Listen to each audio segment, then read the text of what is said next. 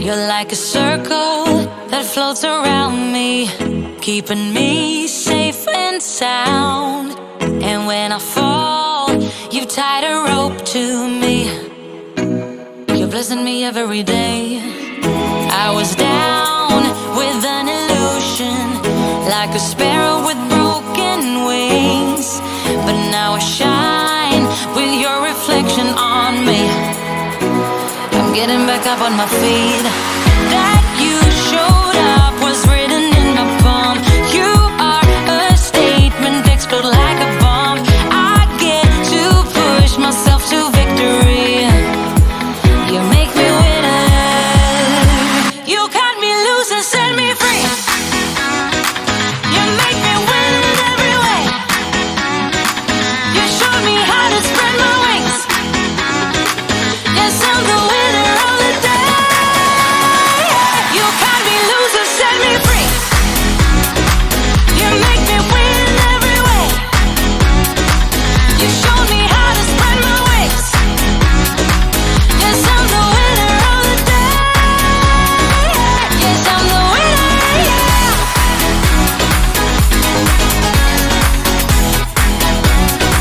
'Cause I'm the winner, yeah.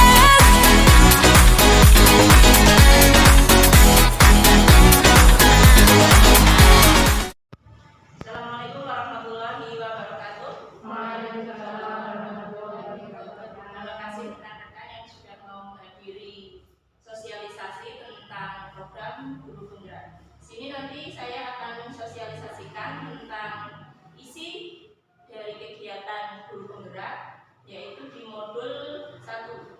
Modul 1 itu terdiri dari 4 modul, yaitu 1.1, 1.2 sampai 1.4. Nah, hari ini saya akan mensosialisasikan tentang isi modul 1.1 dan 1.4. Sebelumnya saya tayangkan sebuah video.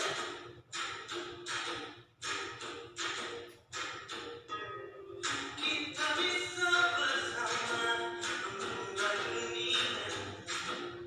Percaya pada diri demi cita-cita.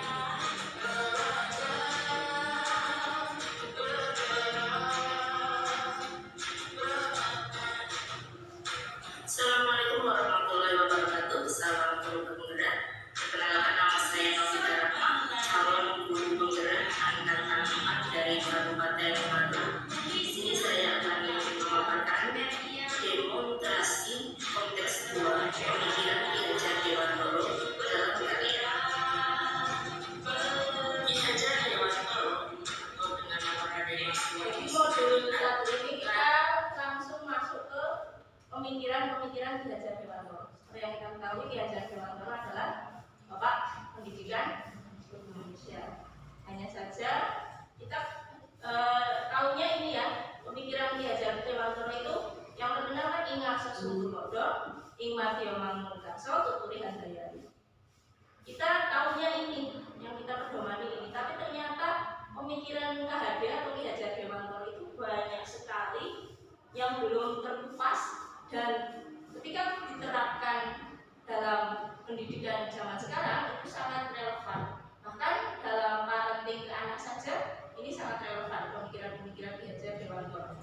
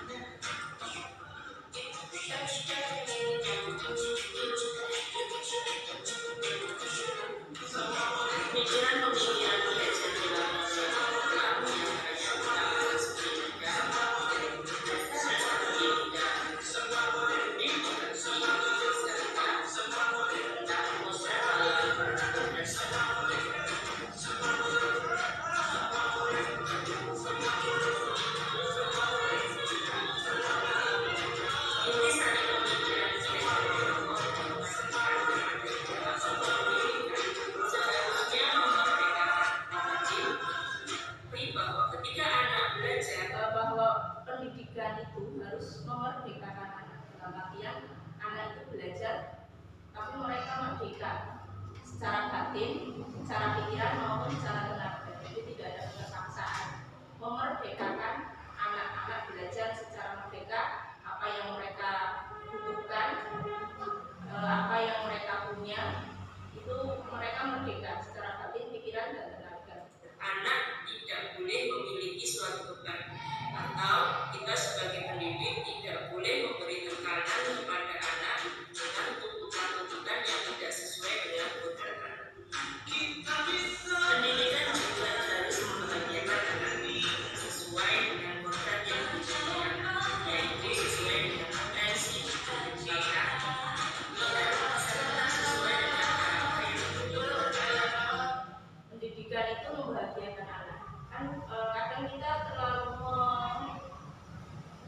memaksakan ya, kadang anak kan kompetensinya berbeda-beda. Ada yang bisa di matematika, ada yang bisa bahasa, bahkan ada yang bisa di olahraga. Tapi kadang kita memaksakan bahwa anak itu harus bisa semua. Sebenarnya tidak seperti itu. Kita bisa mendidik anak itu sesuai dengan potensi, bakat, minat, dan karakter. Namanya anak tidak bisa matematika, ya sudah, tidak usah dipaksakan, asal mereka tahu dasar-dasarnya, tidak apa-apa, yang penting tahu dasarnya. Ketika dia berkembang bahasa, kita gali lebih lanjut kompetensinya di bidang bahasa, atau yang di olahraga. Anak tidak bisa akademik, ya sudah, yang penting anak tahu dasar-dasarnya, tidak harus menyamakan dengan anak yang pintar akademik, padahal dia tidak berkompeten di bidang itu. Kalau olahraganya bagus, kita gali saja olahraganya, lebih digali lebih dalam, mana yang potensinya, bakatnya, minatnya, juga karakter. Pendidik anak itu kan juga harus tahu karakter anak. Ada anak yang kalau nggak digetak nggak mudeng, tapi ada anak yang kalau digetak sedikit malah jadi tidak percaya diri. Jadi kita kalau mengajar itu harus tahu karakter anak. Jadi satu kelas itu kan beda-beda, ya kita pelajari karakter anak. Anak ini bagaimana, ini bagaimana. Jadi kita penanganannya juga harus berbeda.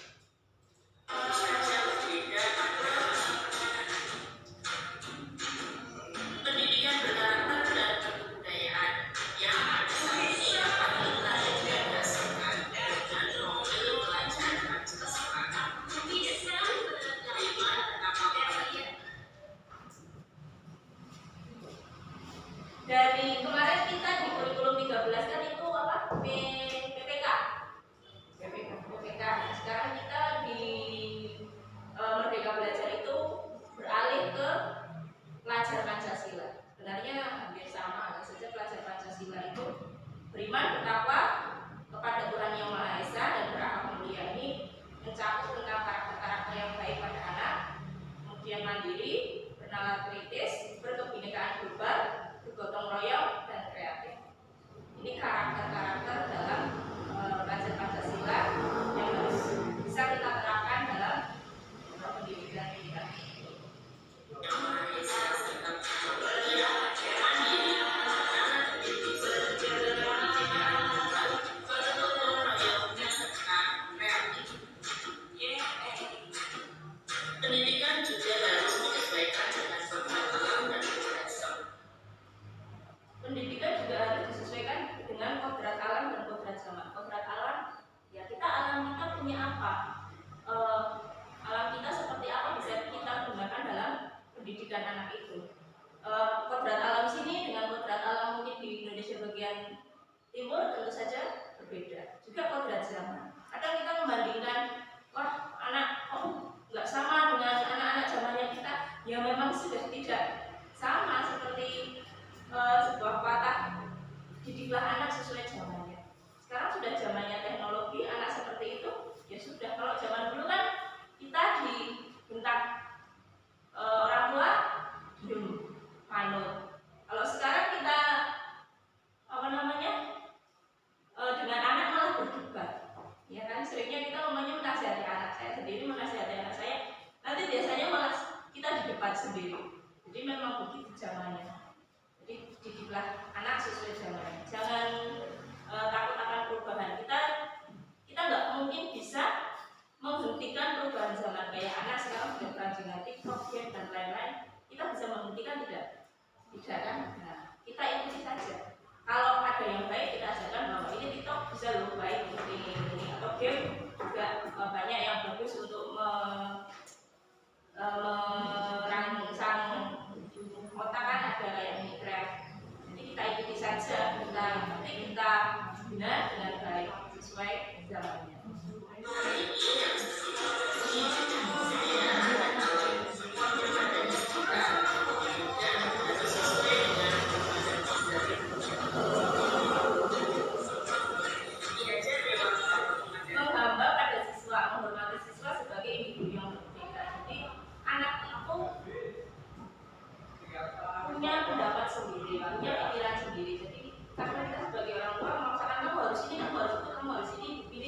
Sebenarnya tidak, anak itu punya pemikiran sendiri, punya pendapatnya sendiri. Nah, sebagai orang tua atau sebagai pendidik kita wajib menghormati, mendengarkan apa yang menjadi pikiran mereka, apa yang menjadi kemauan mereka. Jadi anak itu ya punya mereka, jadi jiwa mereka ya punya mereka. Kadang dulu saya mempercayai bahwa anak itu seperti kertas putih yang kita bisa mencoret-coret apapun sesuai dengan kita, itu salah. Kalau berdasarkan pemikiran Nurjati Wilanto itu tidak pas, karena ketika anak lahir itu sudah dengan warnanya sendiri, sudah membawa warna sendiri. Kita tinggal menuntunnya ke jalan yang benar. Mereka itu sudah punya pemikiran sendiri, minat sendiri, potensi sendiri.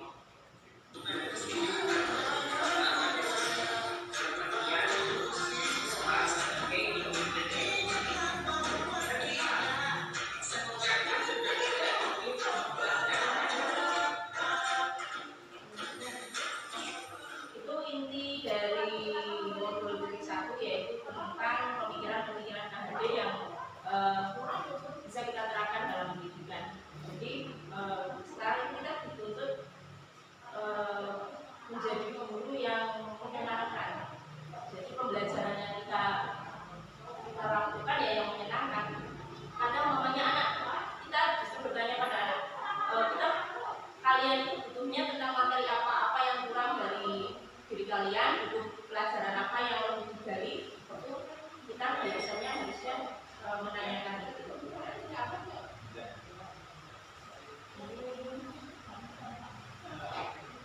Ini materi 3, tadi filosofi, nanti ini tentang nilai dan peran berpenggerak, tidak usah saya paparkan karena ini hanya penyakit pribadi.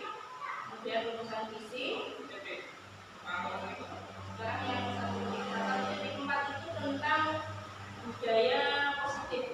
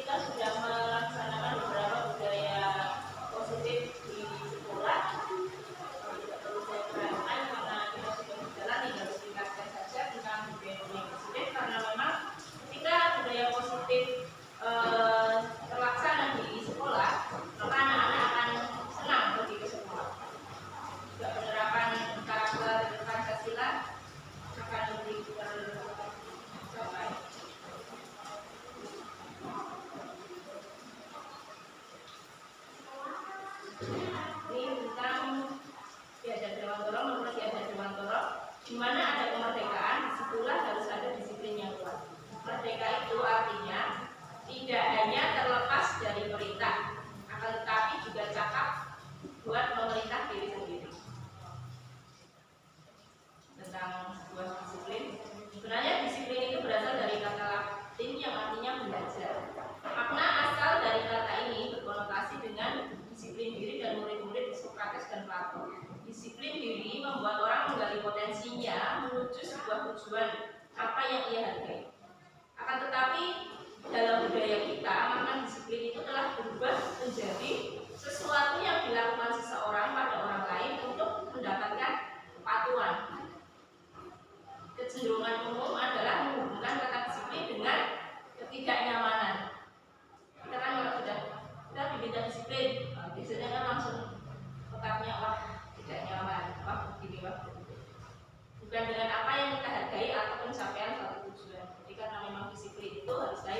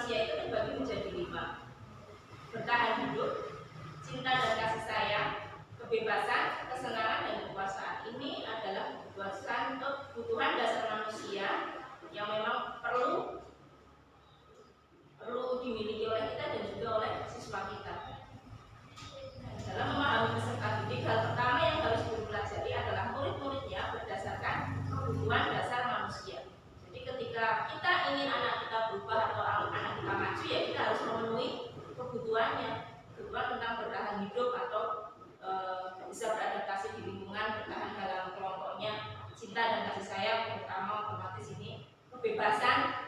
Jadi anak pengen apa, bukan bebas dalam artian bebas sebebas-bebasnya ya, tapi bebas dengan aturan yang menurut kita baik.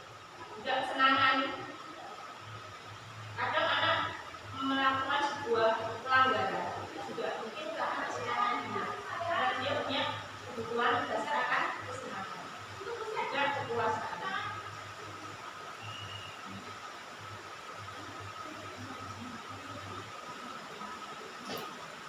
Ini teori motivasi perilaku manusia. Untuk menghindari ketidaknyamanan atau hukuman, apa yang akan terjadi apabila saya tidak melakukannya? Nah, ini tentang keyakinan kelas, hukuman dan penghargaan. Jadi sebenarnya kita tidak butuh kata tertib. Kata tertib itu kan sebuah pemaksaan ya, kita sudah lakukan kemudian dilakukan oleh pemerintah. Ini dalam modul ini tentang keyakinan kelas. Jadi keyakinan kelas itu apa yang kita yakini untuk membuat kelas itu lebih baik. Misal saya kemarin membuat keyakinan kelas satu, anak saling menghargai dan menghormati. Saling menghargai dan menghormati itu sudah dalam lingkup bahwa dia tidak boleh bertengkar dengan temannya, harus saling menghargai. Kemudian jika ada guru yang berbicara atau teman yang berbicara harus dihargai atau diperhatikan. Itu kita sudah buat seperti itu. Kemudian juga tentang kebersihan.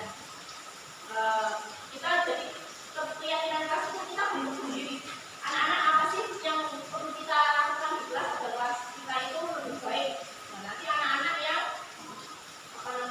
memberikan ide, harus begini bu, harus begini bu. Nah, itu keyakinan kelas. Mengapa tidak peraturan saja? Mengapa harus keyakinan kelas? Nah, ya karena itu. Karena ketika kita sudah meyakini sesuatu, sudah menyetujui sesuatu, kan berarti kita berkomitmen untuk melaksanakan. Ini dengan keyakinan kelas. Mempersilahkan murid-murid di kelas untuk bercurah pendapat tentang peraturan yang perlu disepakati kelas. Gantilah kalimat-kalimat di dalam bentuk negatif menjadi positif. Ini contohnya. Setelah itu kita tinjau ulang kembali apakah sudah sesuai atau belum. Jika terlalu banyak, jangan terlalu banyak karena nanti anak-anak akan sulit untuk mengingat. Kemudian semua warga dipersilakan meninjau ulang, menelusuri, kemudian kita tempel di tempat yang mudah anak-anak baca. Nah, ketika keyakinan kelas itu tidak dilaksanakan atau ada anak yang melanggar, maka tentunya kita punya hukuman atau sanksi. Tapi beda, kita harus membedakan antara hukuman dan sanksi. Seperti ini hukuman dan sanksi. Saya bukan katakan ini ada hukuman.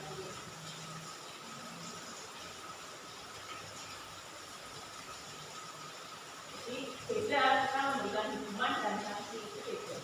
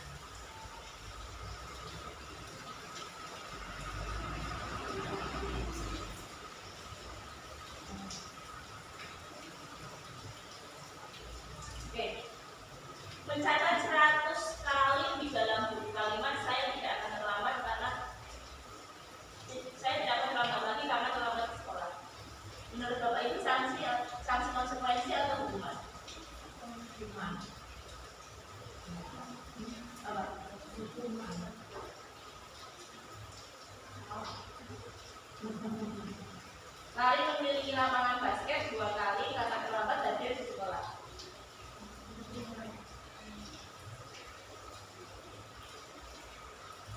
Membersihkan coretan yang dibuat di meja tulis.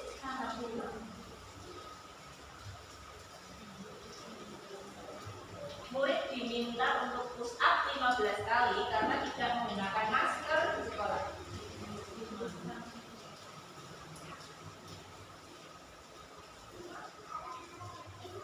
Menggantikan kertas tugas teman yang telah dicoret-coret.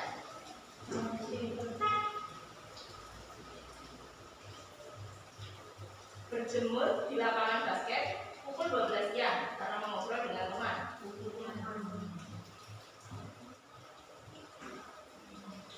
Murid diminta bertelanjang kaki sepanjang hari karena tidak menggunakan sepatu warna hitam sesuai peraturan sekolah.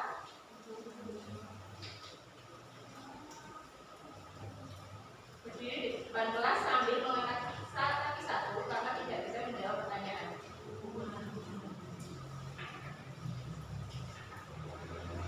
Membersihkan tumpahan air di meja tulis karena tersenggol pada saat belajar.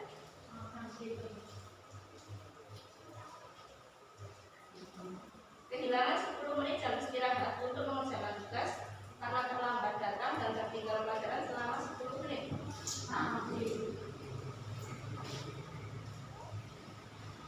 Duduk di bangku di pinggir lapangan pada jam istirahat, tidak diizinkan bermain oleh guru piket karena mencederai teman saat bermain di lapangan.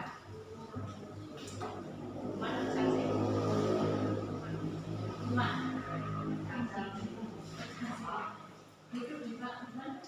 Terlambat hadir di pembelajaran daring 15 menit dan diminta untuk tinggal 15 menit sesudah kelas selesai.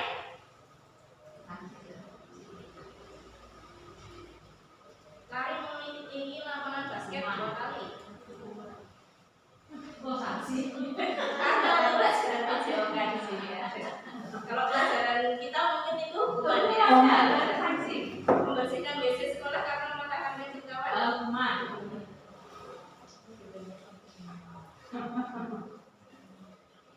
Nah itulah kita mungkin sudah bisa membedakan apa yang dinamakan sanksi dan apa yang Keliling tadi berarti sanksi ya? karena itu pelajaran PJOK. Kalau pelajaran kita itu hukuman. Hukuman adalah sesuatu yang menyakitkan harus terjadi. Sanksi adalah sesuatu yang harus terjadi. Mungkin kalau sanksi dan konsekuensi itu akibat ya. Kita sudah melakukan sesuatu berarti kita wajib bertanggung jawab. Kalau hukuman kan membuat anak sakit fisik maupun nanti untuk jangka waktu yang lama. Nah, karena hukuman anak jadi membenci disiplinan. Nah, kalau sanksi kan anak menghargai disiplinan. Inilah perbedaan antara hukuman dan sanksi. Jadi kita mungkin lebih diharapkan sanksi yang untuk disiplin ya sanksi ya. Ini posisi kontrol guru. Jadi kita sebagai guru terhadap kalau ada masalah-masalah yang tadi kita punya posisi kontrol. Ini sebagai penghukum, tapi menghukum itu tentu harus yang berdasarkan sanksi itu tadi, sanksi dan konsekuensi. Yang kedua, membuat orang merasa bersalah. Jadi kita lebih dahulu menyadarkan anak bahwa apa yang dia lakukan adalah salah. Jadi kita harus membuat anak itu bersalah terlebih dahulu. Kita juga bisa berperan sebagai teman, monitor, dan manajer. Posisi kontrol yang ideal untuk menciptakan suasana merdeka belajar adalah posisi kontrol sebagai manajer, yaitu guru berbuat sesuatu bersama dengan murid dan mempersilahkan murid mempertanggungjawabkan perilakunya, mendukung murid agar dapat menemukan solusi dan permasalahannya sendiri. Kita masuk ke segitiga restitusi. Segitiga restitusi ini adalah tindakan yang akan kita lakukan jika anak melakukan sebuah kesalahan. Jadi yang pertama adalah menstabilkan identitas. Jadi membuat anak salah, tapi juga membuat anak bahwa kamu nggak apa-apa salah. Tidak hanya kamu yang pernah melakukan kesalahan, hanya saja dia harus tahu apa konsekuensinya. Validasi tindakan yang salah ini anak jadi harus tahu apakah itu salah atau tidak. Ketika anak sudah tahu itu salah, menanya keyakinan kelas yang tadi sudah disepakati. Kenapa kamu salah? Kita harus jadi lebih menyadarkan anak bahwa itu salah dan nanti tanggung jawab apa yang akan kamu lakukan. Nilai-nilai apa yang telah kita sepakati, kenapa kamu melanggar, kemudian kamu ingin menjadi orang yang seperti apa. Jadi segitiga restitusi itu lebih ke apa ya?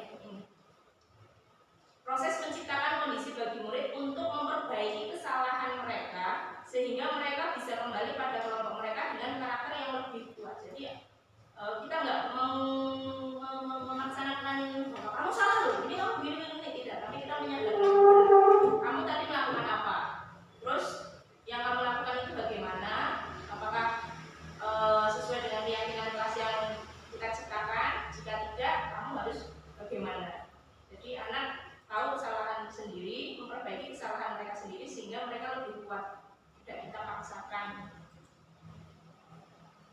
Nah, ciri-ciri restitusi bukan untuk menebus kesalahan, namun untuk belajar dari kesalahan, memperbaiki hubungan, kemudian berupa tawaran, bukan paksaan. Restitusi menuntut anak untuk melihat ke dalam diri. Restitusi mencari kebutuhan dasar yang mendasari tindakannya. Mungkin kayak anak mamanya sedang diajar lari-lari, nah, itu kan karena kebutuhan dasar dia ingin mencari sebuah kesenangan. Jadi kita harus tahu apa sih yang mendasari tindakan mereka, kebutuhan apa. Restitusi diri adalah cara yang paling baik, berfokus pada karakter bukan tindakan, kemudian fokus pada solusi. Restitusi mengembalikan murid yang berbuat salah pada kelompoknya, dalam artian mengembalikan